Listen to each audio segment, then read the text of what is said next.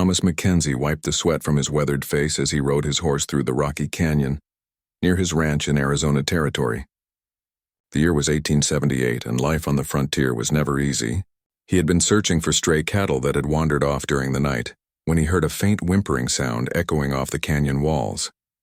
At first, Thomas thought it might be an injured animal, but as he guided his horse closer to the sound, he realized it was something else entirely. Behind a cluster of large boulders, he discovered a small Apache girl, no more than 8 years old, curled up and shivering despite the desert heat. Her clothes were torn and dirty, and she looked like she hadn't eaten in days. The girl's dark eyes were filled with fear as she looked up at the tall white man on horseback. She tried to scramble away, but she was too weak to move quickly. Thomas slowly dismounted and approached her with his hands raised, speaking in a gentle voice even though he knew she probably couldn't understand English. "Easy there, little one," he said softly. "I'm not going to hurt you." Thomas had lived in Apache territory long enough to know that finding a lone Apache child was unusual and dangerous. There could be warriors nearby, or worse, she might be the only survivor of some terrible event. He looked around carefully, listening for any sounds that might indicate trouble, but the canyon was silent except for the wind whistling through the rocks. The girl was clearly suffering from hunger and exhaustion. Her lips were cracked from thirst, and her small frame was thin and fragile. Thomas knew he couldn't just leave her there to die regardless of the potential consequences. His conscience wouldn't allow it, and his late wife Mary would have never forgiven him if he had turned his back on a child in need. Slowly, Thomas reached into his saddlebag and pulled out his water canteen and some dried beef. He set them on the ground between himself and the girl, then backed away to give her space. She watched him suspiciously for several minutes before her desperate thirst overcame her fear. She crawled forward and grabbed the water, drinking it greedily. As she ate the dried beef, Thomas studied her more closely. Despite her poor condition, he could see that she was a beautiful child with intelligent eyes and strong features. Her long black hair was matted and tangled, but it would be lovely once it was cleaned and cared for. Most importantly, Thomas could see a spark of determination in her eyes that reminded him of his own daughter, who had died of fever several years earlier. "What's your name, little one?" Thomas asked gently, pointing to himself and saying Thomas several times. The girl just stared at him without responding, but he could tell she was listening and trying to understand. Thomas made a difficult decision. He couldn't leave the child alone in the wilderness, but taking her back to his ranch would create complications he wasn't sure he was ready to handle. The other settlers in the area were suspicious of all Apache people, viewing them as enemies who couldn't be trusted. Many would say he was foolish for helping her, and some might even demand that he turn her over to the military. But Thomas had always been a man who followed his heart rather than popular opinion. He had built his ranch through hard work and determination, and he had survived on the frontier by treating all people with respect, regardless of their race or background. He believed that kindness and understanding could bridge even the deepest cultural divides. After the girl had finished eating and drinking, Thomas carefully approached her again. This time she didn't try to run away. Instead, she watched him with curious eyes as he knelt down beside her. He gently examined her arms and legs, looking for serious injuries. Apart from cuts, bruises, and obvious malnutrition, she seemed to be physically intact. Thomas knew he needed to get the girl to safety before nightfall. The desert could be dangerous after dark, with wild animals and sudden temperature drops. He also wanted to get her proper food and medical attention as soon as possible. Making soothing sounds, he slowly reached out to pick her up. The girl tensed when Thomas lifted her, but she was too weak to resist. He carried her to his horse and carefully placed her in front of his saddle, wrapping his jacket around her small frame to keep her warm. She felt as light as a feather in his arms, and he could feel her trembling with fear and exhaustion. As they rode back toward his ranch, Thomas talked to her in a calm, steady voice, hoping that the sound of his words would comfort her, even if she couldn't understand their meaning. He told her about his ranch, his animals, and his life on the frontier. He promised her that he would take care of her and protect her from harm. The sun was setting behind the mountains when they finally reached Thomas's ranch. It was a modest spread with a small wooden house, a barn, and several corrals for his cattle and horses. The property was surrounded by beautiful desert landscape, with towering saguaro cacti and colorful wildflowers that bloomed after the summer rains. Thomas carried the girl into his house and set her down gently in a chair by the fireplace.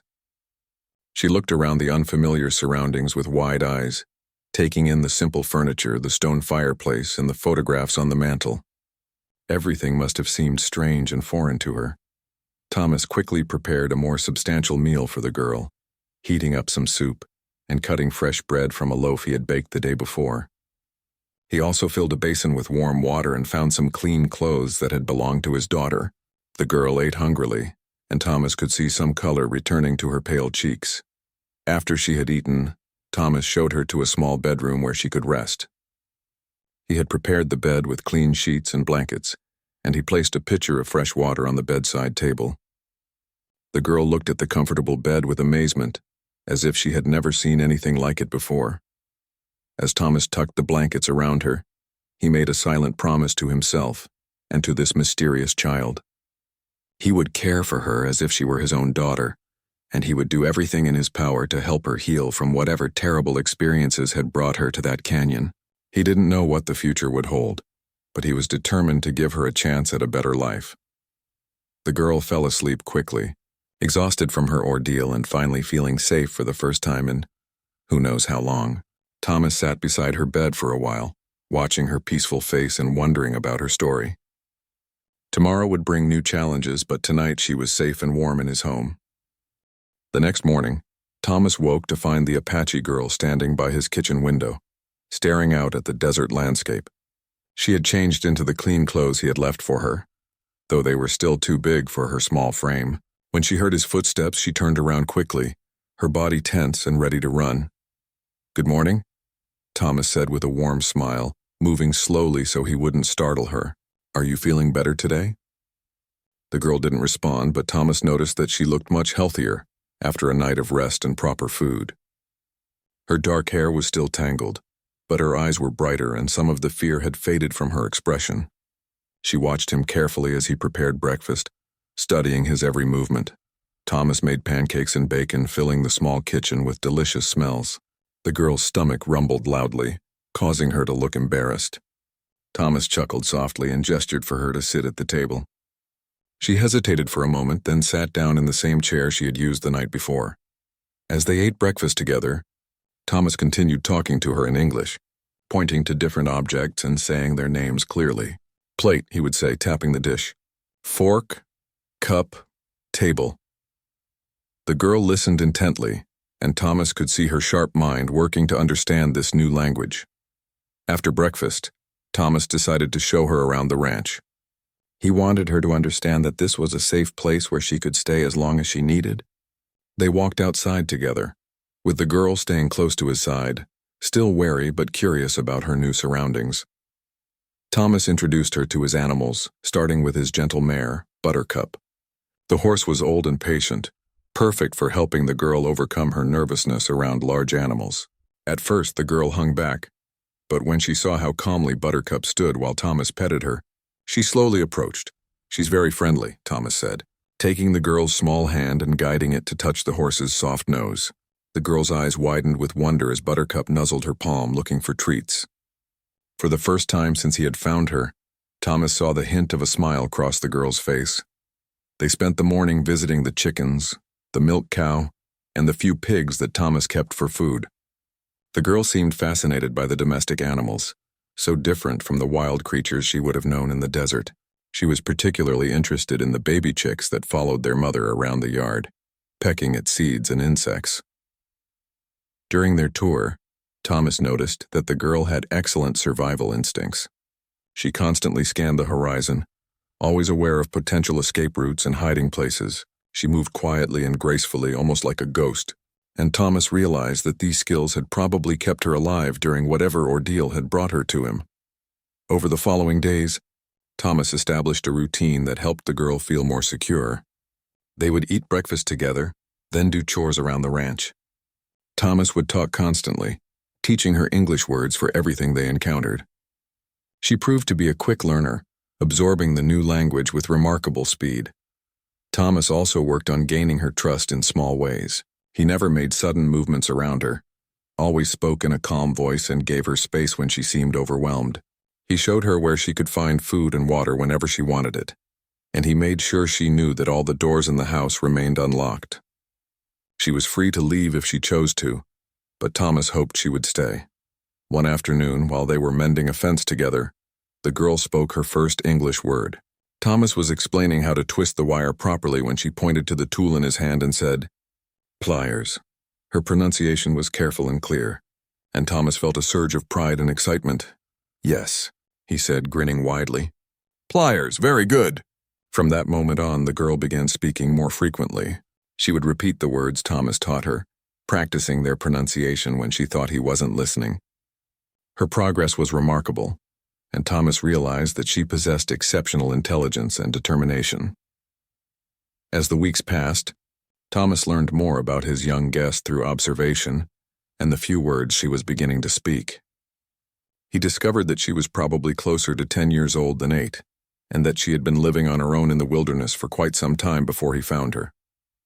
She had scars on her hands and arms that suggested she had learned to survive through trial and error. The girl also displayed knowledge of plants and animals that amazed Thomas. She could identify which desert plants were edible and which were poisonous. She knew how to track small animals and find water sources that weren't obvious to his untrained eye. Her skills reminded Thomas that Apache people had survived in the harsh desert environment for countless generations. One evening, as they sat by the fireplace after dinner, Thomas decided to try learning about her background. He pointed to himself and said, "Thomas," then pointed to her with a questioning expression. The girl considered this for a long moment, then touched her chest and said quietly, "Ayanna." Thomas repeated her name several times, making sure he pronounced it correctly. "Ayanna, that's a beautiful name." He didn't know that in Apache, her name meant eternal blossom, but he could sense that it suited her perfectly. As trust grew between them, Ayanna began to show more of her personality. She was naturally curious and eager to learn, but she also had a stubborn streak that reminded Thomas of himself. When she didn't want to do something, she would cross her arms and shake her head firmly. When she was pleased, her whole face would light up with joy. Thomas also discovered that Ayanna had a natural talent for working with animals. The ranch creatures seemed to sense her gentle spirit, and even his most skittish horses would calm down when she was near. She moved among them with confidence and grace, communicating with them in ways that Thomas found almost magical. One day, while they were working in the garden together, Ayanna suddenly grabbed Thomas's arm and pulled him behind a large boulder. She pressed her finger to her lips, signaling for silence, then pointed toward the horizon. Thomas looked where she was indicating and saw a small group of Apache warriors on horseback in the distance, moving slowly across the desert. Thomas felt his heart racing as he realized the potential danger they were in. If the warriors discovered Ayanna at his ranch, they might assume he had kidnapped her, or was holding her against her will. They might also be suspicious of any white man who was harboring an Apache child, regardless of his intentions. But Ayanna surprised him. Instead of trying to run toward the warriors or signal them, she remained hidden behind the boulder until they had passed from sight. When Thomas looked at her questioningly, she shook her head and said in her improving English, "Not my people. Different band." This moment marked a turning point in their relationship. Ayanna had chosen to stay with Thomas rather than try to rejoin other Apache people. She trusted him enough to remain hidden and safe, rather than risk the unknown dangers that might await her elsewhere. Thomas felt a deep sense of responsibility and affection for this brave, intelligent girl, who had come into his life so unexpectedly.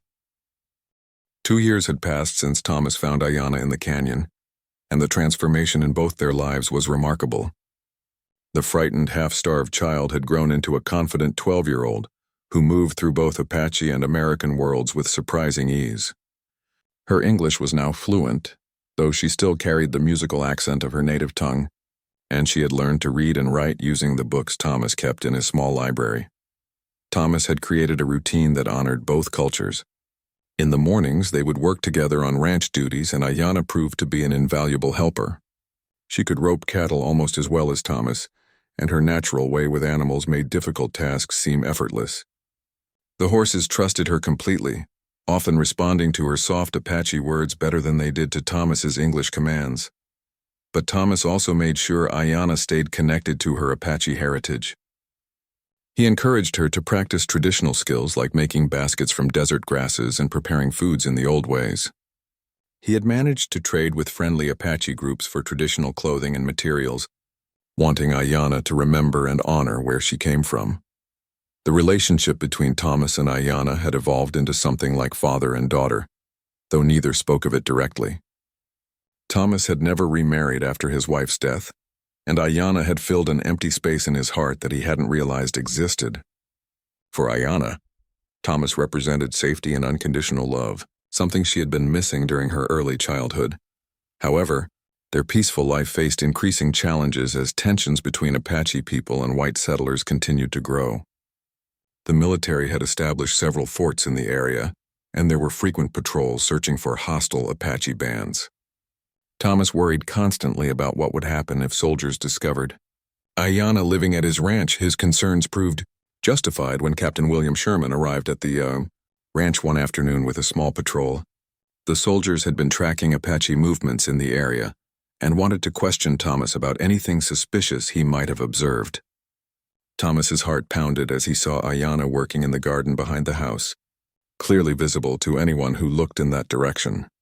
Afternoon, Mackenzie, Captain Sherman said, dismounting from his horse. We've had reports of Apache activity in this area.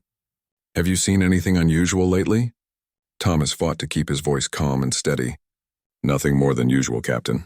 Sometimes I see smoke signals in the distance, but I mind my own business and they leave me alone.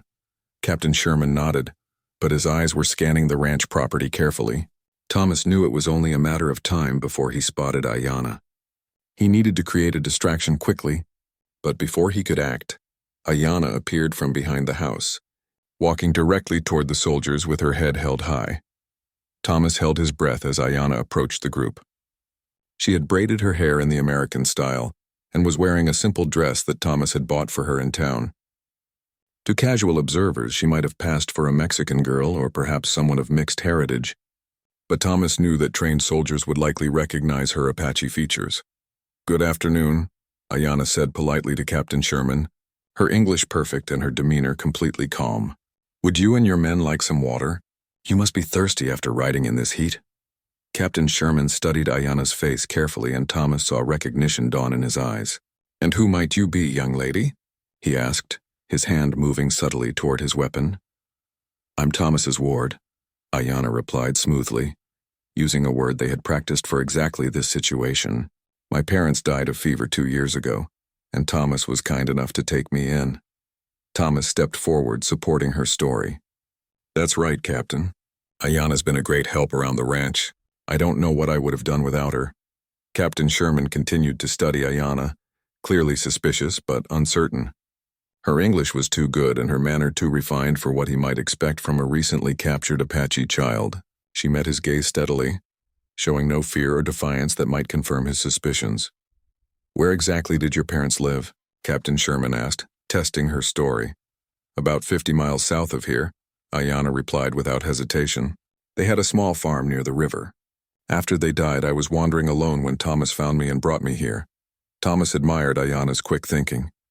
Her story was plausible and contained enough specific details to sound convincing. She had learned well how to navigate between her two worlds, adapting her behavior to whatever situation she faced. After what felt like an eternity, Captain Sherman finally nodded and turned back to Thomas. Well, keep your eyes open, Mackenzie. There are hostile Apache in the area, and they're getting bolder. If you see anything suspicious, report it to the fort immediately. Of course, Captain, Thomas replied.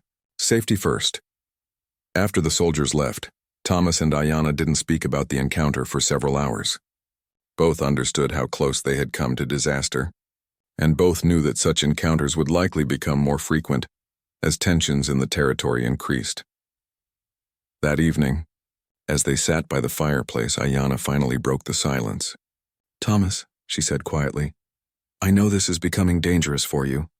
If keeping me here puts you at risk, I can leave. Thomas looked at her with surprise and some hurt. Is that what you want? To leave? Ayanna shook her head quickly. No, this is my home now.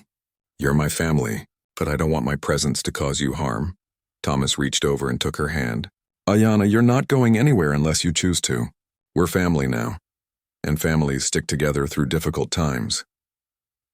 Despite the growing tensions, life on the ranch continued much as before.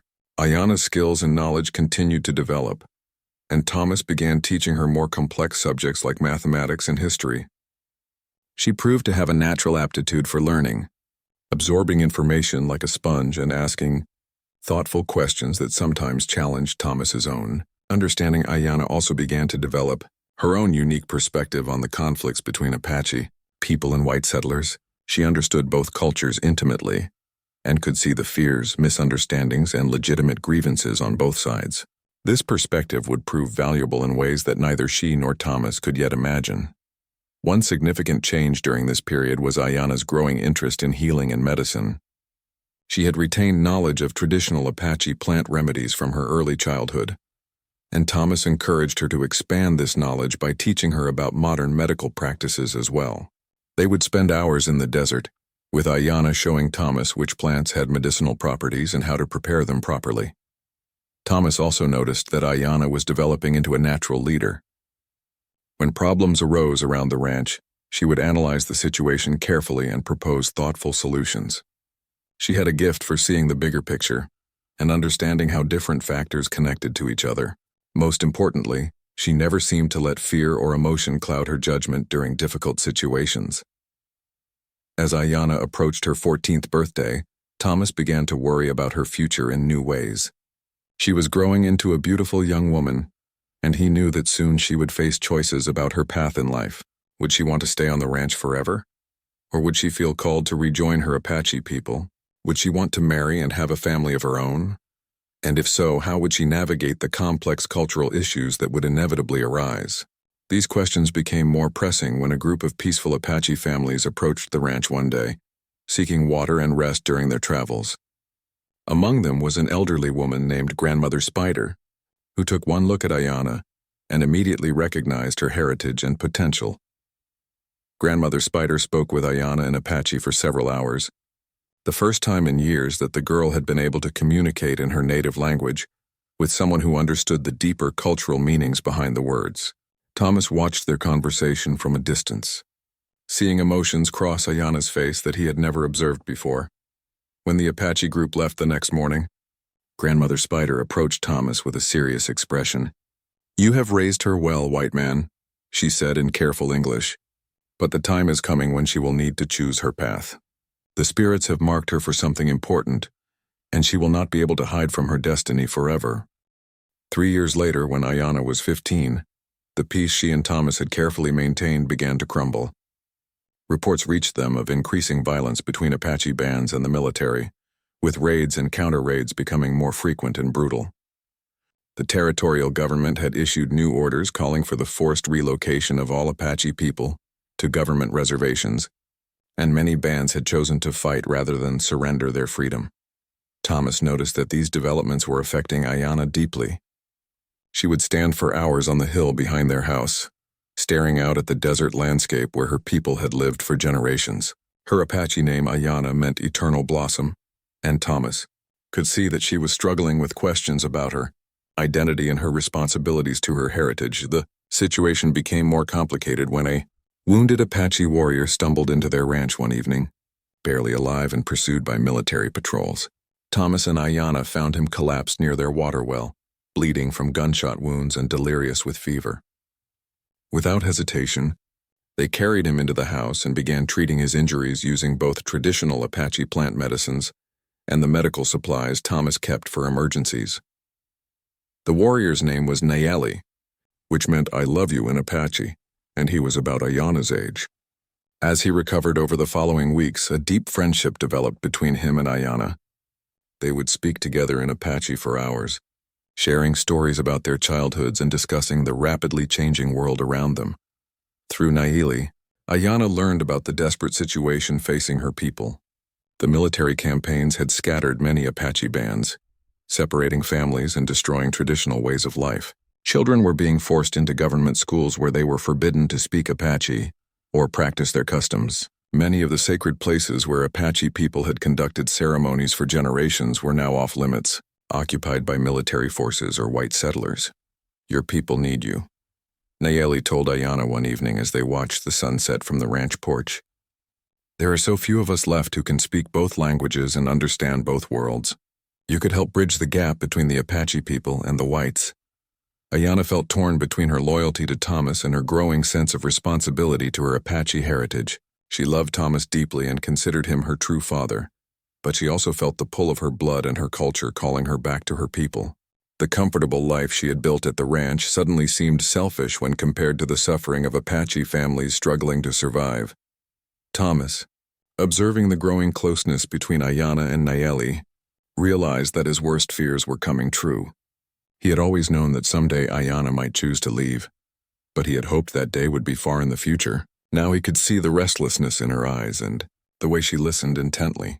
Whenever Nayeli spoke about Apache resistance movements, the decision point came when a messenger arrived at the ranch with news that a large Apache band, led by Chief Victorio, was gathering in the Chiricahua Mountains, preparing to make a final stand against the military forces trying to force them onto reservations. The messenger had been sent specifically to find Ayanna, having heard about the Apache girl who lived with the white rancher and could speak both languages. Fluently, Chief Victorio has heard about your wisdom and your ability to understand both worlds, the messenger told Ayanna. He believes you could help our people negotiate with the white authorities, or at least help us understand their intentions better.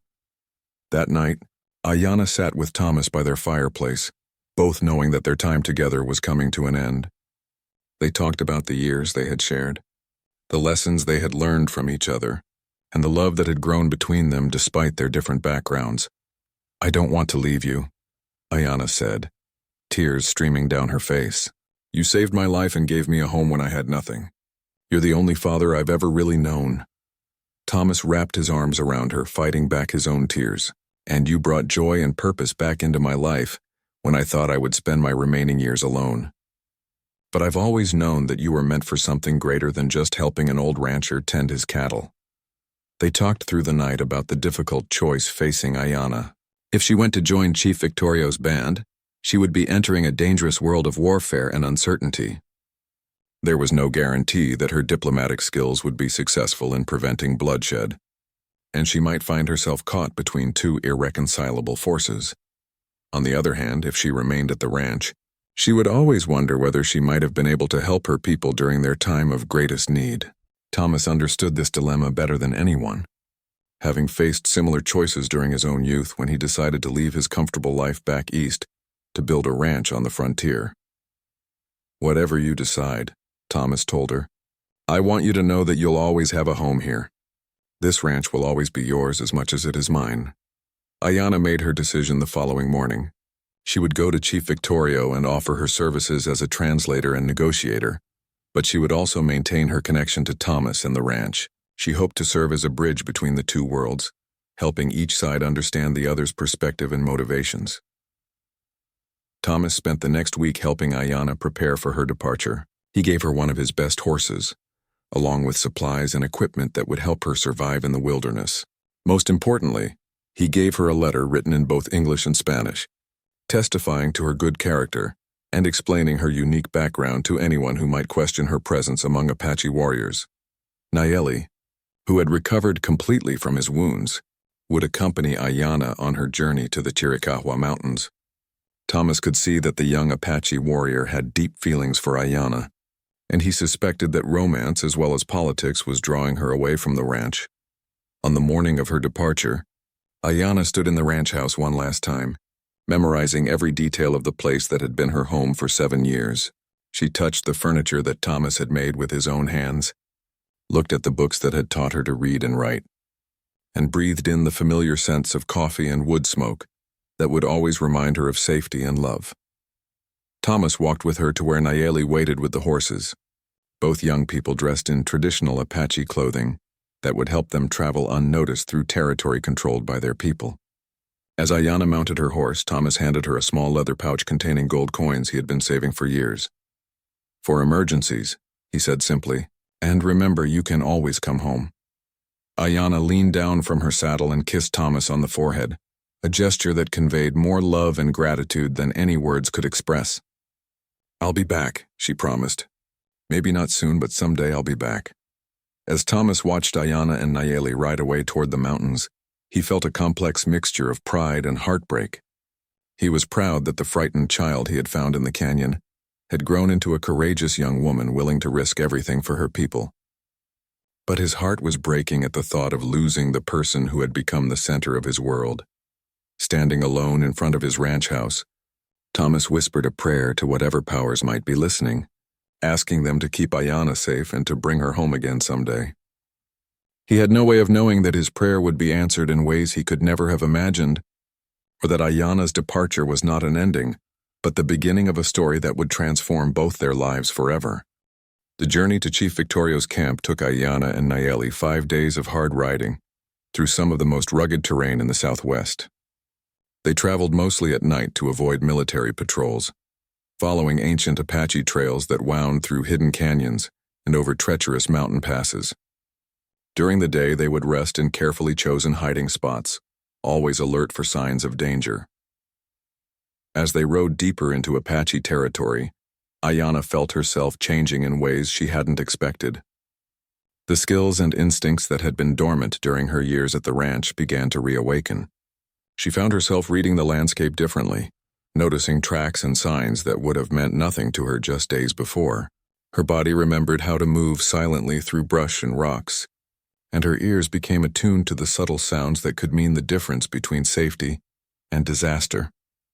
When they finally reached Chief Victorio's camp, hidden in a narrow canyon protected by towering red cliffs, Ayanna was amazed by what she saw. Nearly 300 Apache people had gathered together, representing several different bands that had put aside old rivalries to face the common threat of forced relocation. There were warriors, of course, but also women, children, and elderly people who had fled their homes rather than submit to life on a government reservation. Chief Victorio himself was an imposing figure, a man in his 50s with intelligent eyes and a commanding presence that made it clear why so many people had chosen to follow him. He greeted Ayanna with curiosity and respect, having heard stories about the Apache girl who had learned to live in the white man's world without losing her connection to her heritage. "So you are the one they call the bridge between worlds?" Chief Victorio said in Apache, studying Ayanna's face carefully. "Tell me, daughter, what have you learned during your time among the whites that might help our people?" Ayanna spent the next several hours talking with Chief Victorio and his council of advisors, sharing everything she had learned about American culture, politics, and military tactics during her years with Thomas. She explained how the territorial government made decisions, what motivated individual soldiers and settlers, and most importantly, how miscommunication and fear on both sides had led to many unnecessary conflicts. "The whites are not all the same," Ayanna told the council. "Some, like my adopted father Thomas, genuinely want peace and understanding. Others are driven by greed for land and resources, and they see Apache people as obstacles to be removed. The key is learning to tell the difference and working with those who are willing to find peaceful solutions." Chief Victorio listened thoughtfully to Ayanna's words, but she could see the skepticism in his eyes. "The time for talking may have passed," he said sadly. "Too much blood has been spilled on both sides. The white leaders speak of peace while their soldiers burn our villages and kill our children." Over the following weeks, Ayanna immersed herself in life with the Apache band, relearning traditions and customs that had been buried in her memory during her years at the ranch. She participated in ceremonies that connected her to her ancestors and the spiritual beliefs that had sustained Apache people for generations. She learned songs and stories that told the history of her people, and she began to understand the deep connection between Apache culture and the desert landscape they had called home for centuries. But Ayanna also saw the desperate situation facing her people. Food was scarce, and the constant threat of military attack made it impossible to hunt or gather supplies in traditional ways. Children were growing up knowing only warfare and hiding, missing the peaceful childhood experiences that had shaped previous generations of Apache people. Many of the older cultural knowledge keepers had been killed or captured, creating gaps in the transmission of traditional wisdom. Ayanna threw herself into helping wherever she could. She used her medical knowledge to treat injured warriors and sick children, combining Apache plant remedies with techniques Thomas had taught her. She helped organize food distribution and worked with the women to find new sources of edible plants in the harsh mountain environment. Most importantly, she began teaching English to younger Apache people, believing that language skills would be crucial for their survival in the changing world. As autumn turned to winter, the military pressure on Chief Victorio's band increased dramatically. Scouts reported that several army columns were converging on their location, and it became clear that a major battle was inevitable. Chief Victorio made the difficult decision to divide his people into smaller groups that could move more quickly and hide more easily in the rugged terrain. Ayanna found herself assigned to a group of about 50 people, including many women and children who needed protection during the dangerous journey to a new hiding place. Nayeli was chosen as one of the warriors responsible for guarding this group, and Ayanna was glad to have his steady presence during the uncertain times ahead. The retreat through the winter mountains was one of the most challenging experiences of Ayanna's life. They traveled in freezing temperatures with limited food and supplies, always listening for the sounds of pursuing soldiers. Several times they had to hide for hours in caves or behind rock formations, while military patrols passed nearby. The children had to be kept quiet during these tense moments, and Ayanna helped by telling them silent stories using hand gestures and facial expressions. During this difficult period, Ayanna's leadership abilities began to emerge more clearly. The other Apache people naturally turned to her for guidance, recognizing her unique combination of traditional knowledge and understanding of the white world.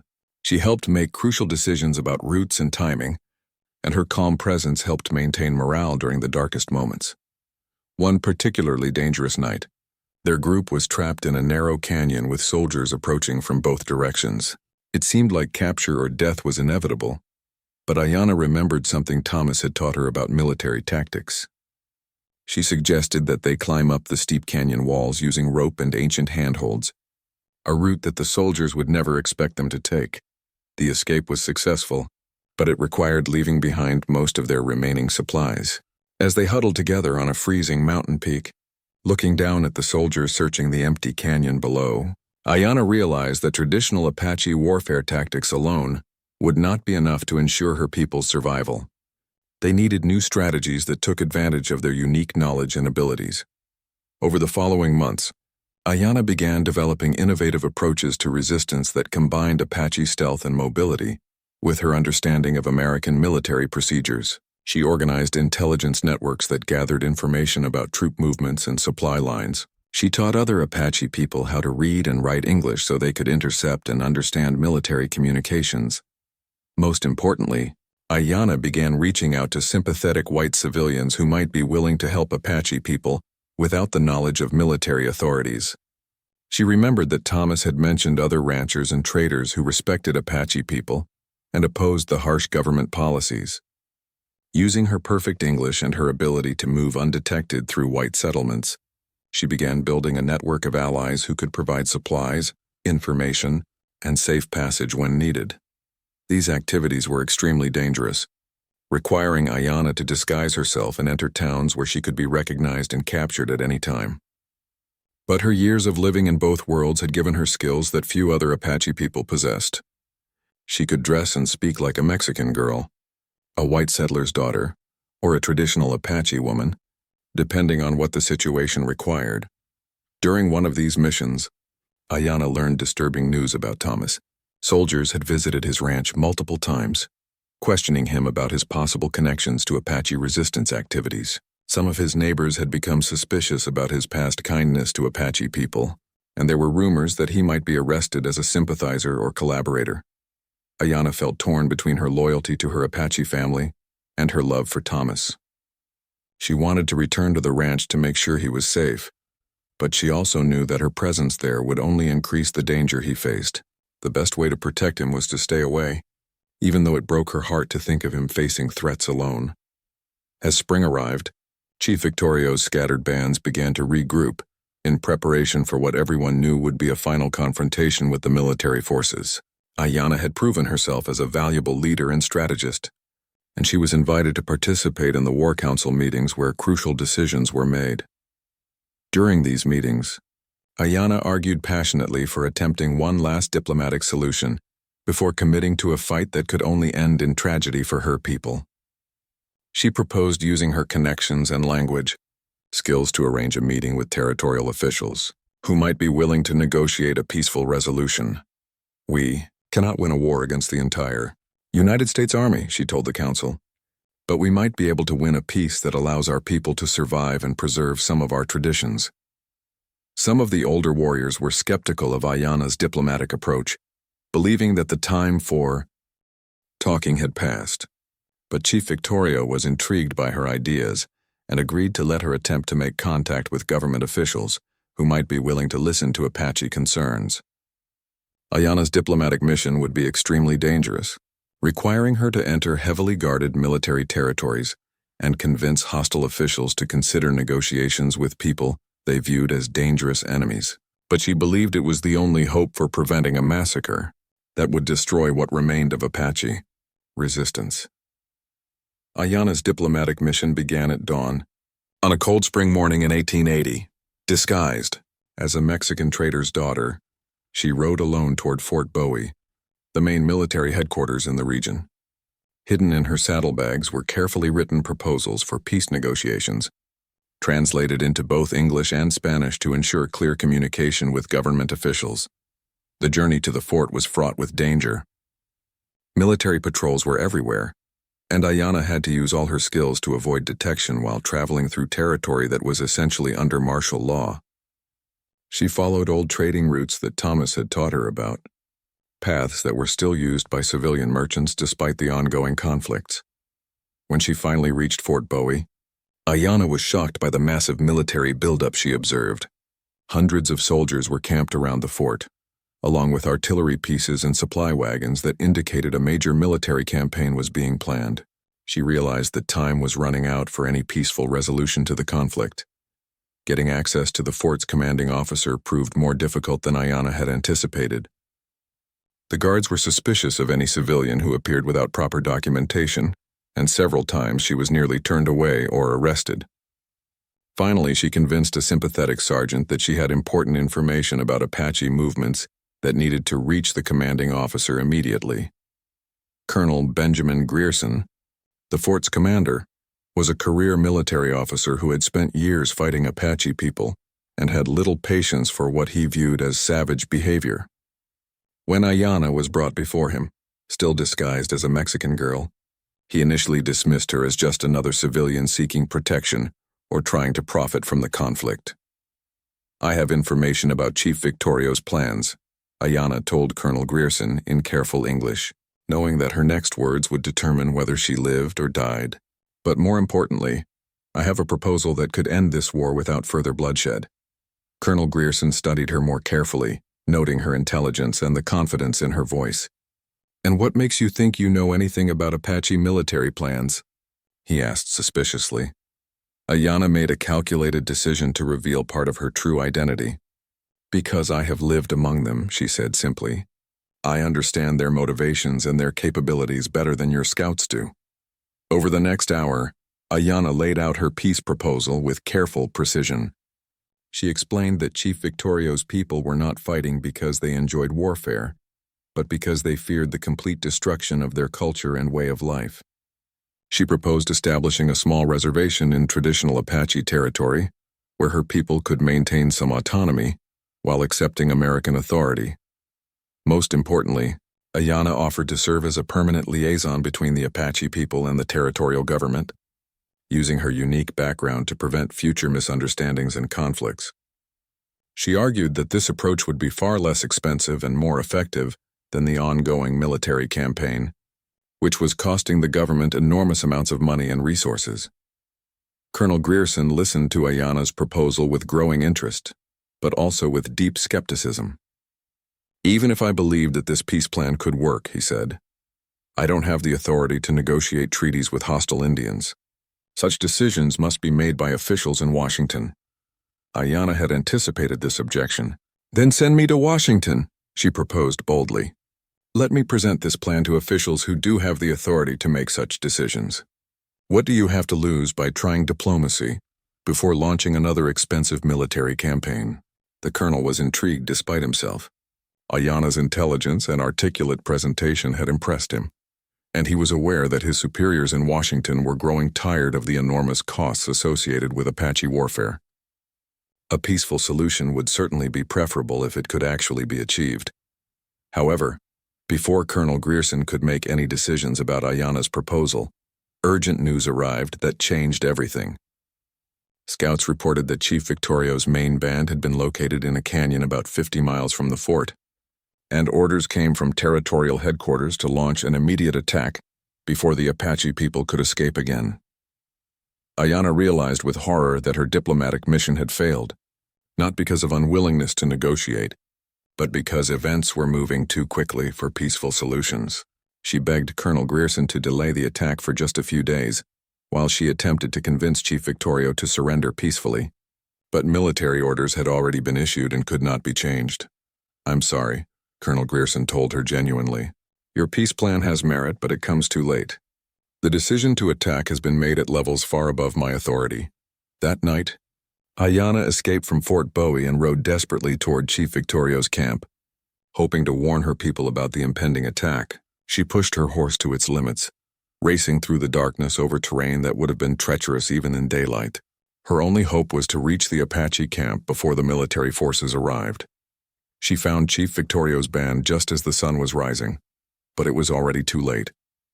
The canyon was surrounded by soldiers, and the final battle that everyone had dreaded was about to begin.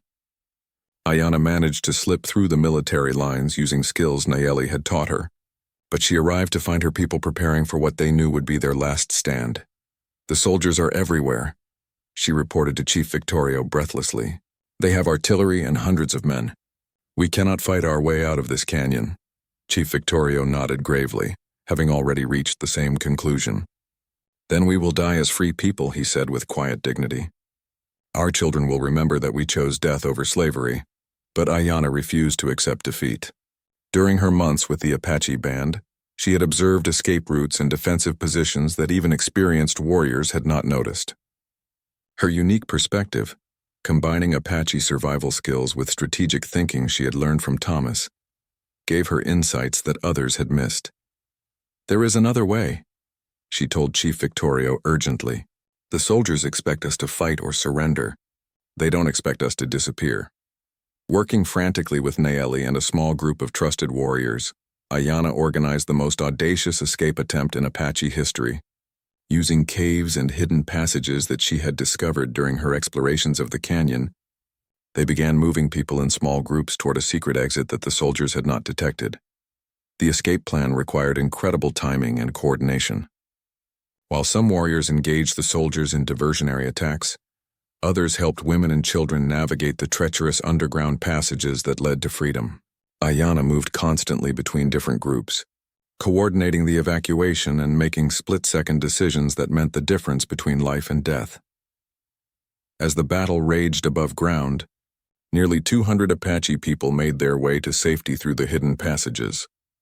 It was a logistical miracle that required every survival skill the Apache people had developed over generations, combined with Ayanna's innovative strategic thinking, but the escape came at a terrible cost. Chief Victorio and many of his bravest warriors remained behind to hold off the soldiers and buy time for the others to escape. As Ayanna led the last group of refugees toward safety, she could hear the sounds of fierce fighting echoing through the canyon behind her. When the survivors finally emerged from the underground passages, they found themselves in a hidden valley several miles from the battlefield. They were alive and free, but they had lost their great leader and many of their strongest warriors. Most importantly, they had lost their homeland forever, becoming refugees in a world that had no place for Apache people who refused to surrender their freedom. 15 years had passed since Ayanna left Thomas's ranch as a young woman full of hope and determination. Now in the spring of 1895, she was 30 years old and had become a legend among Apache people throughout the Southwest. The frightened child who had been found in a canyon had transformed into a leader whose name was spoken with reverence and respect in Apache camps from Arizona to New Mexico. The years since Chief Victorio's final battle had been filled with constant struggle and adaptation. Ayanna had led her people through some of the darkest periods in Apache history, helping them survive as refugees while maintaining their cultural identity and dignity. She had organized supply networks, negotiated safe passage through hostile territory, and most importantly, preserved the knowledge and traditions that government officials had tried to destroy. Under Ayanna's leadership, the Apache survivors had developed new ways of living that combined traditional skills with modern necessities. They had learned to blend into Mexican and American communities when necessary, while maintaining their own customs and beliefs in secret. Children grew up bilingual and bicultural, able to navigate both worlds while remaining true to their Apache heritage. Ayanna herself had evolved into a formidable leader, whose reputation extended far beyond Apache communities. She was known to Mexican revolutionaries as a skilled strategist and ally in their struggles against corrupt officials. American settlers respected her as a fair negotiator who could resolve conflicts without violence. Military officers acknowledged her tactical brilliance, even though they considered her an enemy. Most importantly, Ayanna had never lost sight of the bridge-building mission that had driven her since childhood. She continued to believe that understanding and cooperation between different peoples were possible, even in a world that seemed determined to choose conflict over communication. The band of fighters that now followed Ayanna included not only Apache warriors, but also Mexican vaqueros, displaced settlers, and even former soldiers who had become disillusioned with military policies toward indigenous people. They were united not by race or nationality, but by their commitment to justice and their loyalty to Ayanna's vision of a more equitable world. On this particular spring morning, Ayanna stood on a hill overlooking a familiar landscape, her heart filled with emotions she had not experienced in 15 years. Below her, she could see Thomas's ranch, looking much the same as it had when she left, though she noticed new buildings and improvements that spoke of continued prosperity. Ayanna had returned to this place for reasons that even she found difficult to explain. Part of her simply missed the man who had saved her life and taught her to believe in the possibility of peace between different peoples. But she also had practical motivations for her return. The Apache people needed allies and resources, and Thomas had always represented the best of what American civilization could offer. More immediately, Ayanna had received disturbing reports about increased military activity in the area around Thomas's ranch. New policies were being implemented that would make life even more difficult for Apache people, and she needed to understand what changes were coming so she could prepare her people accordingly. As she observed the ranch through her field glasses, Ayanna saw Thomas emerge from the house, now clearly an elderly man, but still moving with the steady purpose she remembered from her childhood. Her heart ached as she realized how much time had passed and how many experiences they had missed sharing together. Ayanna had brought 20 of her most trusted fighters with her, including Nayeli, who had become her closest advisor and eventually her husband. Their band was well-armed and expertly trained, capable of handling any military force they were likely to encounter in this region. But as she prepared to approach Thomas's ranch, Ayanna found herself more nervous than she had been before any battle. She was no longer the innocent girl who had left this place with dreams of bringing peace to her people. The years had hardened her in some ways, teaching her that survival sometimes required difficult choices and painful compromises. She wondered whether Thomas would recognize the woman she had become, and whether he would approve of the path she had chosen. As the sun set behind the mountains, Ayanna made her decision. She would approach the ranch alone, leaving her fighters hidden in the hills where they could provide support if needed, but would not alarm Thomas with their presence. This reunion after 15 years of separation was too important to risk with misunderstandings about her intentions. Ayanna rode slowly toward the ranch house, memories flooding back with every familiar landmark. She saw the corral where Thomas had first taught her to rope cattle, the garden where they had worked together planting vegetables, and the hill where they had often sat in the evenings talking about their different worlds and shared hopes. When she was still 100 yards from the house, the door opened and Thomas stepped onto the porch. Even in the gathering darkness, he seemed to recognize something about the approaching rider that caught his attention. He stood perfectly still, one hand shading his eyes as he tried to make out the features of his unexpected visitor. Ayanna dismounted near the porch and walked slowly toward Thomas, pulling back the hood that had concealed her face during the ride. For a moment, both of them stood frozen, as if afraid that speaking would break the spell and prove that this reunion was only a dream. "Hello, Thomas," Ayanna said finally, her voice carrying 15 years of experiences but still retaining the warmth that he remembered from her youth. "Ayanna," Thomas whispered, his voice filled with wonder and joy. "My dear girl, you came home." They embraced on the porch of the ranch house, and for a moment the years fell away. Thomas was once again the lonely rancher, who had found purpose in caring for an abandoned child. And Ayanna was the grateful daughter who had discovered that love could transcend all boundaries of race and culture. But as they sat together in Thomas's kitchen, sharing coffee and catching up on 15 years of separation, both of them realized how much had changed. Thomas had grown old during Ayanna's absence, and the isolation of ranch life had taken its toll on his health and spirits. Ayanna had become a leader whose responsibilities extended far beyond personal concerns, and the weight of those obligations was visible in her eyes. "I've heard stories about you," Thomas said quietly. "Some people call you a dangerous outlaw, but others say you're a hero who protects the innocent. I always knew you were destined for something greater than tending cattle." Ayanna smiled sadly. "I've tried to follow the example you set for me, Thomas. You taught me that it's possible to show kindness to people who are different from yourself, but the world has not made that lesson easy to practice." As they talked through the night, Ayanna learned that Thomas's situation had become increasingly difficult. Government officials and some of his neighbors suspected him of sympathizing with Apache resistance movements, and there had been threats against his property and even his life. The peaceful coexistence he had worked to maintain was becoming impossible in an environment of increasing fear and hatred. "I've been thinking about selling the ranch and moving east," Thomas admitted. "I'm getting too old for this life, and the territory is changing in ways I don't like." Ayanna felt a surge of protective anger at the thought of Thomas being driven from his home by narrow-minded people who couldn't appreciate his wisdom and compassion. She also realized that his departure would eliminate one of the few safe havens that had existed for people caught between different worlds. "Don't leave," she said urgently. "At least not yet. I have an idea that might help both of us." Over the following days, Ayanna shared her vision for a new kind of community that could exist on and around Thomas's ranch. Using his property as a base, they could create a place where Apache people, Mexican families, and sympathetic Americans could work together in mutual respect and cooperation. It would be a practical demonstration that different peoples could coexist peacefully when they were willing to understand and learn from each other.